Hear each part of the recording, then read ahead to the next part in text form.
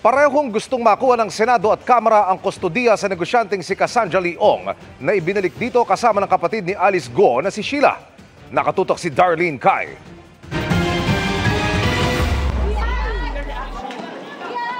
Patatapusin muna ng Senado ang mga proseso ng Justice Department at Bureau of Immigration sa kapatid ni Alice Go na si Sheila at kay Cassandra Leong na corporate secretary ng kumpanyang nagpaupa sa Porac Pugo at kinatawan din ng operator nito.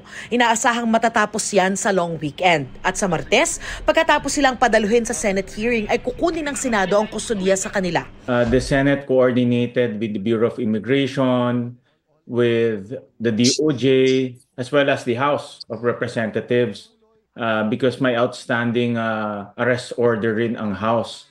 So para hindi naman magkaroon ng tug of war. Tulad kasi kay dismissed Mayor Alice Go, may umiiral na ring arrest warrant ang Senado para kay Sheila, gayon din kay Ong. Pero may umiiral ding arrest warrant ang House of Representatives kay Ong, kaya gusto ng ilang mambabatas na sa kanila ang kustodiya niya. Continuing yung aming investigation, and sometimes we will be conducting twice a week. If somebody asks for her presence at nandun siya, then we can immediately get her to appear on the Quadcom. Pag-uusapan pa ito ng liderato ng Kamara at Justice Department. Gustong malaman ng Senado kung paano nakalabas ang mga Go at si Ong. Obviously may pera yan, may racket talaga yan. Obviously hindi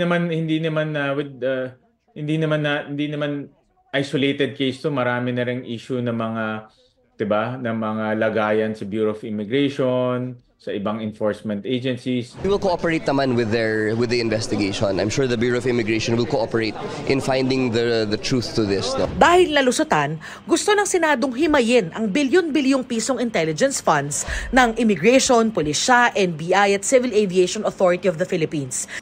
Ayon sa Kaap, titignan pa nila kung meron silang intelligence funds. Hindi rin naman daw tiyak sa ngayon kung ano ang sinakyan ni Go nang siya'y lumabas sa bansa. Sinusubukan pa namin kunan ng pahayag ang PNP at BI. Para sa GMA Integrated News, Darlene Kai, nakatutok, 24 oras.